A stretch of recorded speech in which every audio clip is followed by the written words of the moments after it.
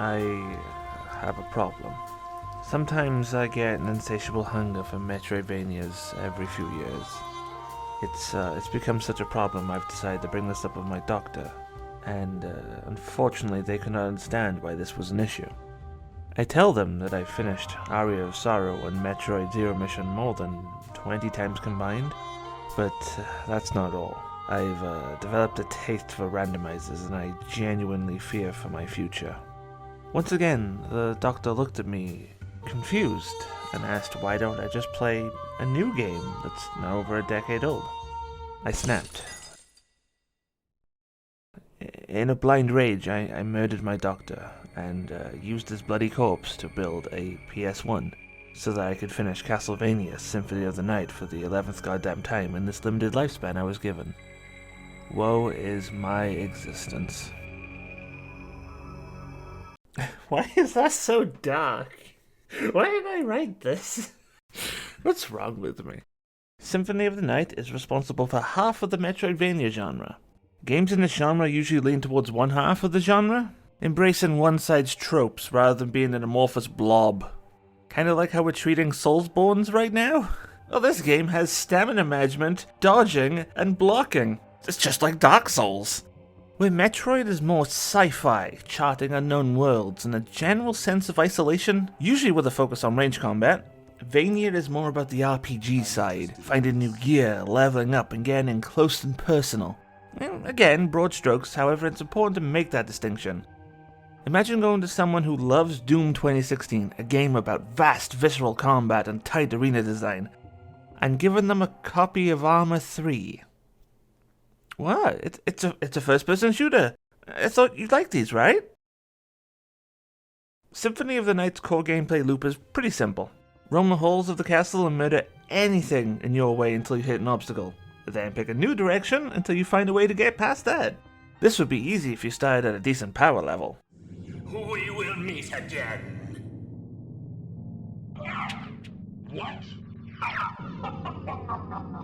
Starting from this lowest point, you need to start exploring for weapons and gear in order to be on an even playing field with anything you encounter.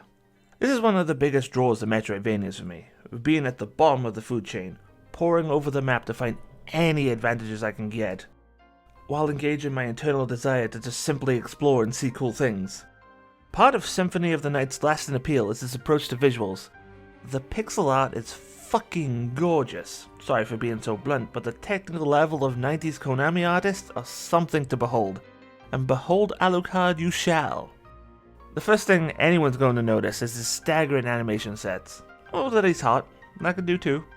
Most games would be happy with this absolutely beautiful 16-frame walk cycle. Look at its beauty. Thing is, this would be forgetting the transition part. From idle, Alucard has an extra 14 frames where he boosts himself into a leisurely jogging pace. His jump, both including double jump and falling animations, is a whopping 29 frames of animation. Fucking Alundra was content with a single frame for jumping, but just like Alundra's, Alucard controls just as tightly. Player control and agency is not sacrificed for these elaborate animations, and thank God for that. His crouching animation takes his body 2 frames to hit the pose. 1, 2. But then they're like, yeah, let's casually add 12 frames of follow through to his hair and his cape. Look at it! God damn, that's smooth. Once staring at Alucard's hotness becomes old for you, try looking at everything else. This tower is a good place to start. Look how this back wall of the tower effortlessly curves around to imply depth in tandem with the shadows. How the layering of the bricks droop a little to help sell that depth. Does it make logical sense? Probably not. Otherwise this tower would be leaning a bit. It still sells the visual idea. The level of detail in rooms you're designed to just enter, grab a sword and leave without a second thought is maddening. No, rewind. You look at that mural. The Colosseum has these numbered doors everywhere and you sit there and think, why? I can't use them, so what's the point? Until you reach this room with a caved in wall and see the upper torso of a monster. Oh shit, this is where they would have kept the monsters, ready to be moved up to the pit. Little things everywhere in this game makes it a treat for the eyes. You could just be wandering around taking in this. Wait, did you notice? Rewind that. How about this time? If you said something about the parallax scrolling, yeah, the whole game uses it pretty much everywhere. The middle hallway of the castle has 4 layers of scrolling goodness. 5 if we include our secret friend. Back to the fountain. Notice it now? It's 3D. It's always been 3D. Be warned, my friend, that once you notice this subtle trick, you will realize there's 3D objects everywhere. Of course, some of these are way more obvious. The save point, for example, you're not fooling anyone, that's 3D. This path in the catacombs. The back wall curves in a way that pixel art can't. That lava, it's not an animated texture, it's a jiggling 3D object. Others are so clever that I would not be surprised if some people never noticed. Any 3D elements are integrated so flawlessly into the rest of the visuals that nothing stands out in a early attempts to look 3-dimensional graphics and kinda look ass these days sort of way. I still love them regardless of any perceived assiness. Castlevania 64, which was released over a year later, and a game I really do want to talk about someday. You take a look at it and you can observe its 3D-ness and take a guess on when it was released. Its graphics would instantly date it is what I'm trying to say. Symphony of the Night, on the other hand, was released today on digital shelves. The task of guessing the release window would be a difficult task indeed. Is this an indie game or is this a PS1 game? I don't know. You know, until you looked at the player menu. I have no clue what was going on with this, compared to everything else in the game being so extra. The stark, barren menu with a simple gradient color that defaults to Final Fantasy Blue of all colors. In my mind, this is one of two things. A brilliant depiction of Alucard's mind, with a razor-sharp focus on stopping his father. He has no time or even the energy to think about anything other than his goals, and this menu mirrors his cold intent. Or this is slightly polished programmer art that they never got the time or money to give a graphical makeover. My money's on the latter. Just like any game made to make money, corners were cut. And the corner in question that got cut is making lots of unique monster sprites and designs. I don't know if this is something Symphony of the Night started. It's certainly the easiest title to perceive this. The enemy roster varies in graphical quality and animation, sometimes wildly. Watch this axe armor. See how his movement is not locked to his animation? He can move forwards and backwards without skipping a beat. Now look at this lanky bastard and all of his motion-tweened goodness. Multiple parts are moving in order to make this look smooth, in that awkward way. Now gaze upon this poor ass demon. Everything is locked to an animation. Poor guy is in... Wait, that can fly? It's definitely something I noticed when playing through the game, in spite of the hodgepodge nature of it all. It's a testament to Symphony of the Night's visual harmony. I once heard Castlevania described as a gothic dance party, and the longer I play these games, the truer it becomes. Music has always been a staple of the series, and Symphony of the Night is no slouch. Though I do wonder if people who praise the OST as a top 10 remember how it sounds later. We'll talk about that in a bit. Its greatest strength is its variety, a soundtrack that can dance between genres without missing a backstep. The game starts with Dracula's castle. A few combustible doggo murders in, and we get this track that pretends to be tense at first, until you realize Alucard is the scary thing here. This understanding brings in the drums, a triumphant synth, and a bass guitar. Maybe storming your father's castle won't be that hard after all.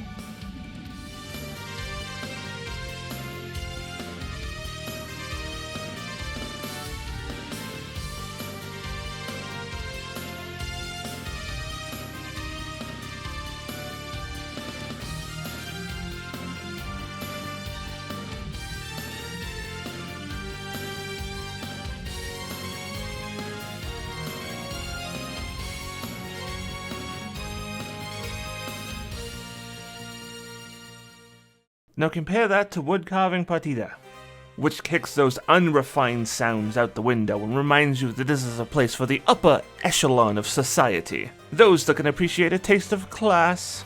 A group of strings accompany a harpsichord, an instrument that reminds you the part of this castle will forever be stuck in the past.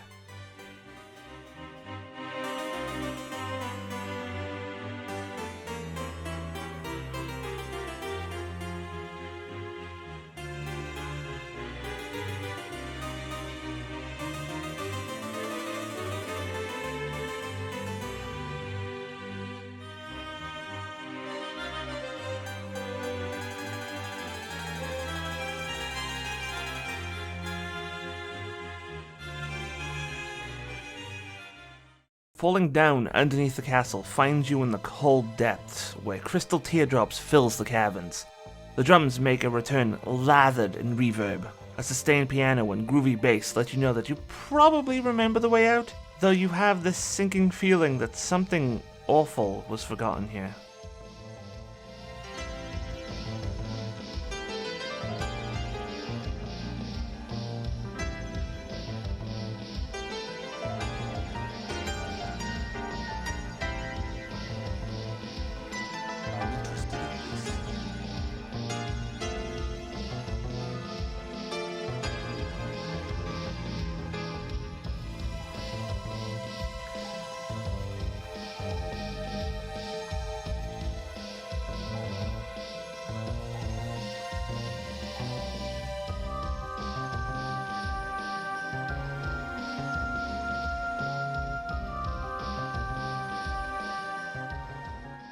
There are so many in here that are downright bangers, some of which come at the perfect time, like Lost Painting. Everything you thought you knew had just been flipped upside down, wandering a very dangerous place.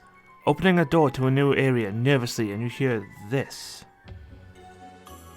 I feel relieved when I hear this. Why am I worried? It's just a game. Let the wonder wash over me and continue.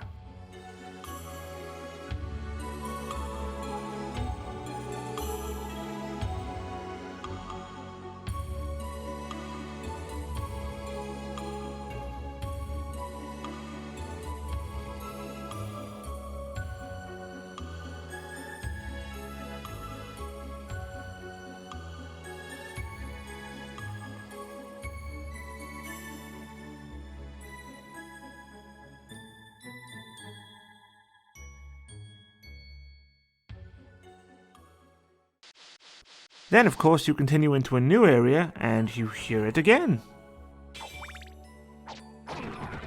Alright, I like the track. I can listen to it in another zone. Third time? Lost Painting again?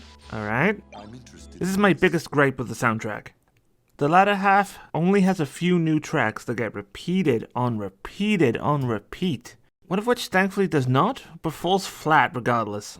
I should mention this is a bit more of a game design issue than an audio one. I don't think Curse Zone is bad. A bit bland, but it's trying to sell the danger of the place.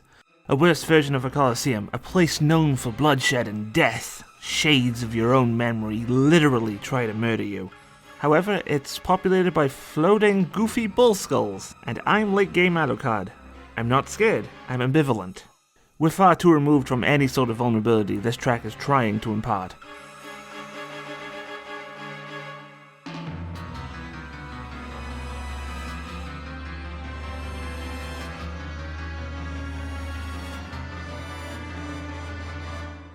Speaking of combat, let's go over that real quick, because I think it's one of the weakest aspects of any Castlevania game.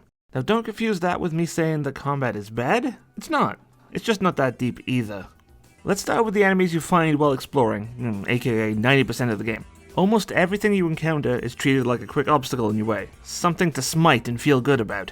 Every enemy has a unique death animation with its own audio cue.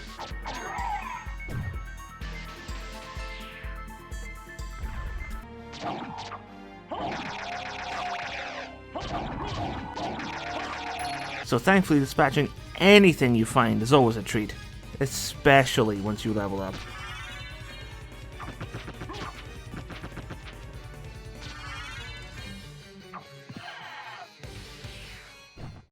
There's a few areas where combat and platforming are in sync. The clock tower is a classic example. Alucard needs to descend in a room full of moving platforms, all the while Medusa heads float across the screen, disrupting your attempts to jump up and fight off the harpies that directly target you. Now try doing that while ascending. It can be a nasty spike for those unprepared. However, generally it's just a dude in a room. The thing to understand is that the combat is the glue, keeping the whole thing together. The type or amount of enemies placed in different areas of the castle helps you remember important areas, all of which put stress on the player by taking away resources bit by bit.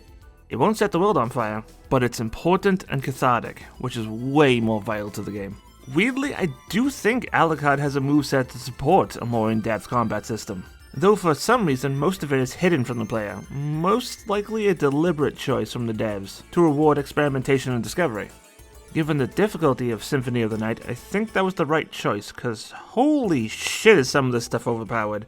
Multiple powerful or utility spells can be performed with motion inputs. Lots of weapons have special attacks like the infamous Shield Rod, feel like becoming invincible and dealing absurd damage, all the while wearing a recovering knife? This is real, and I love it. What I don't love is how my inventory looks. As you progress through the game, you'll pick up all manner of weapons, gear, consumables. Things like a picture of Dracula, boots that increase Alucard's height, peanuts, ham and eggs. Though be careful with that last one because it increases your cholesterol.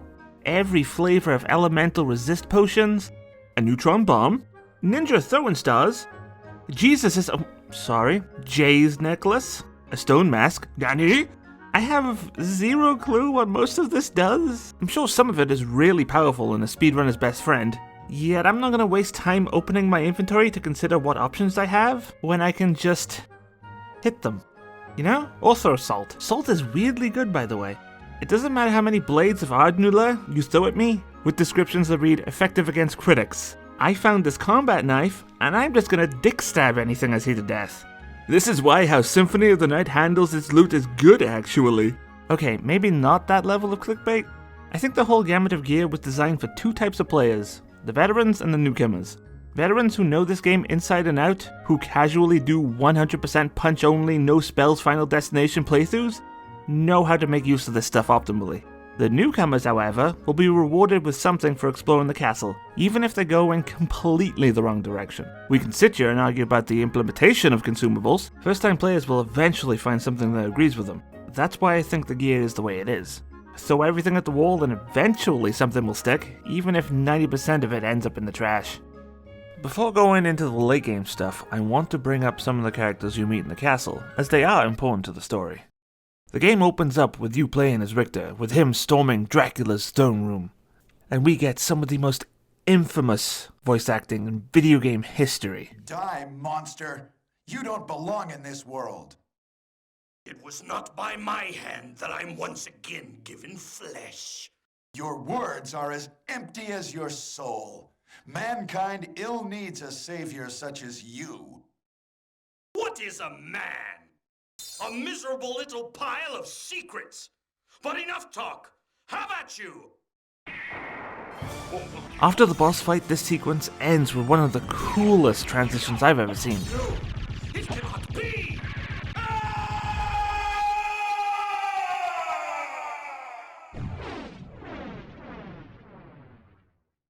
From this point onward, Alucard takes over and is who you'll play for the rest of the game. Some ways in, Alucard meets a woman named Maria multiple times. She's here to search for Richter. At one point, she remarks that the castle is different from last time. It's strange. This castle is different than I remember it. I'll touch on why that is later. Near the center of the castle is a coliseum that feels agnostic with everything else. And perhaps one of the best tracks in the game, too.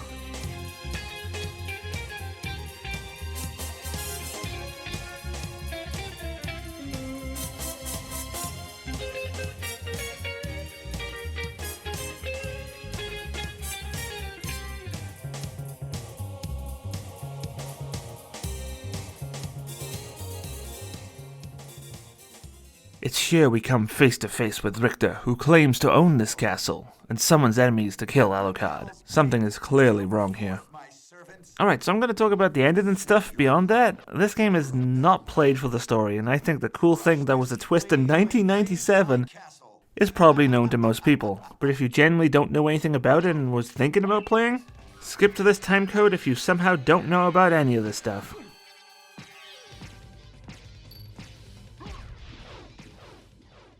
Can you imagine there will be people who know about the gold and silver ring secret involving clocks simply because of vampire survivors? That's fucking weird. Once Alucard gets to form a bat, you can scoot up to the throne room and have a 1v1 with Richter. This can be a nasty fight thanks to his Belmont moveset. It's over, Belmont. So, the war between humans and vampires finally ends here. After winning, the castle gets swooped up into the sky, and Alucard monologues about how the woes of mankind and sad that Richter chose a path of warfare, and leaves stage left. A cheesy and lovely 90s love ballad plays over the credits. Thing is, this is not the proper ending. I really like how this ending is presented as its own possible end. No characters turning to the fourth wall and proclaiming, "Man, it feels like we missed something. Oh well, let's go home." But, as I've alluded to, it's not the final ending. Fully exploring the castle will net you a silver and gold ring, with a combined description that reads, "We're in Clock Tower." Doing so will have the clock ring 13 times and open the floor. Ooh, ominous. Yo, Maria, I'm getting like super evil vibes from this room? Can we talk about that? Maria will hand you a pair of glasses that will let you see something that is controlling Richter. This can lead to my personal favorite ending, where you know for a fact there's a big evil orb doing evil things, and you still end up killing Richter. After the fight, you talk with Maria and shrug, saying, "Sorry, I tried my best. Roll credits." Wonderful. Actually trying to destroy the mystery orb reveals that a powerful wizard named Shaft. I'm pausing for people laughing at that. Yes, his name's Shaft. Okay. Has been plotting the return of Dracula. A copy of Dracula's castle descends from the clouds, upside down. Don't bother asking the why or how. Castlevania, aka what the castle is actually called, isn't a physical place. More like a different plane of reality. That's why it seems to change from game to game. Now that I think about it, Richter is probably the reason why there's a Colosseum here. In his altered state, never wanting his role as a vampire hunter to change, manifesting as a place of eternal warfare. Potential musings about the thematic ramifications of the current castle's master aside, we enter a teleporter that whisks us up to the sky. Guess what? You have another map to explore. Like, all of it. Like, literally, the ground castle but upside down. Granted, it won't take you as long since now you have all your movement abilities, and there's no key doors or shortcuts to open up. Just pick a new direction and explore. What's your objective? Find 5 pieces of Dracula, all held by new bosses by the way, and bring them to the clock tower to enter the bad vibes room for a second time. I'll always respect the upside down castle for what it represents. Hiding significant content behind the credits or a secret was not the norm at the time. Fans of the Castlevania games getting to the first set of credits and thinking, that was it, lasting about as long as other games have. Happy and content, only to find out about a mysterious other castle from a friend or a magazine hidden behind 2 rings. It must have blown minds back then. These days, however, while not always expected, you kinda hope in the back of your mind that you get a little pop-up after the game is completed, telling you about some sick bonus you've unlocked, or that the save file has changed in some way. And I'll be real, the upside down castle drags for me. Once the wonder is worn off, you have to deal with some of the most annoying enemy placement I've seen for a while. Look at this. This is just a mess. Hope you like bouncy projectiles. The bosses are mostly good. The rematch with the doppelganger now that both of you have your abilities is pretty fun, even if he does suffer a little from Spark Mandrill syndrome. The whole last half of the game could do with a chunk of it removed for a tighter experience. I'm not sure how contentious that opinion is. Once you've found all 5 pieces of Vlad, it's time to say hi to Dad. And, Shaft is here, too, I guess. Bonk! I guess you got shafted. What? Poor guy got the short end of the shaft. Alucard, what the fuck? Sex joke. Dracula gets resurrected, I assume because you brought all of his pieces here. Kinda doesn't really explain that. Shaft goes, ah, and now Dracula's here. And gets disappointed that his son won't join his side. No matter. Now is the time to put aside your weak human side and join me in remaking this world! Dracula, in the name of my mother, I will defeat you again! Afterwards, Alucard and his father finally get to have a heart-to-heart. Dracula realizing he was wrong to dismiss his wife's last words. It's short, but it's genuinely a little sweet. Everyone meets outside the castle and once more say their goodbyes. Roll credits for the last time. Symphony of the Night was not the first game to do anything it's credited for, simply taking all of these elements and executing them with such bravado out of the gate. So much so that it must have sold like hotcakes. Right? No? Yeah, this was not popular on release, which was a huge shock to me. According to Wikipedia, the only reason it saw any success was from an overwhelmingly positive review from critics and word of mouth. It ended up selling 700,000 in total, which is a pretty good number to reach. However, when you look at Super Metroid's 1.4 million total sales 3 years prior when the market was smaller, it's shocking to think that we might never have had this influence games the way it ended up doing. I'm also very sad to say that this game is only available on PS4 as a bundle with Rondo of Blood. It's a good game, don't get me wrong, different type of game, still a good game. Oh, and also on iOS devices. We've slowly been getting collections of the former and latter Castlevania games on PC and console, but in typical Konami fashion, the most popular / acclaimed games are not ubiquitous on digital storefronts. At least it's somewhere this time, I guess. Hello, and welcome to the end of the video where I just have two things to touch upon today. Number one, I will be moving soon. Landlord wishes to sell his property, I need to find somewhere else, and I have no clue when or if the next video will happen. So, this is going to be a lovely surprise for both you and me. Number two, why Castlevania and why did it take so long? I actually went through 3 separate games, well a bunch of them, before settling on this, and just because nothing spoke to me after being a whole bunch of stuff. I went through Brave Fencer Musashi, lovely game, I feel like I'd have more to talk about in the second playthrough. Mega Man Legends, also really enjoyed that, loved the art style. With that I want to sit down and do all 3 games, because it feels like it's incomplete. I don't think that's a hot take. The game literally ends with, haha, we'll answer all the questions we brought up in this game in the next game. We promise. I want to sit through and play all 3 games, so maybe something about that will happen. And I also played through the Soul Blazer trilogy or the Terra Enigma trilogy, you know, depending on your, you know, alignment. And for that I felt like I lacked the verbiage for what I wanted to talk about in those games, and the scripts that I wrote just didn't seem to have a lot of me in them. Fun fact, like, I despise that Metroid Prime video. I made it because I felt obligated to put something out.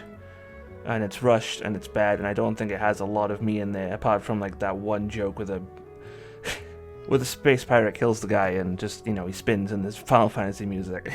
Like, I just want the videos to have more of me, more of my humor in there. This video feels like there's a lot of it, and with those scripts, like, I didn't feel like I could put myself into them. So, bear in mind, like, that doesn't mean, like, these 3 games or 3 series won't get a video, because that's not how this works. I'll probably play them again down the line, and hopefully I'm more able to express my feelings and, you know, what it gives. So, that's why Castlevania, that's why it took so long, and that's about it. I hope you all have a wonderful life, because goddamn is it a tad scary at the moment everywhere, so good luck. Good luck to you, and good luck to me. Goodbye.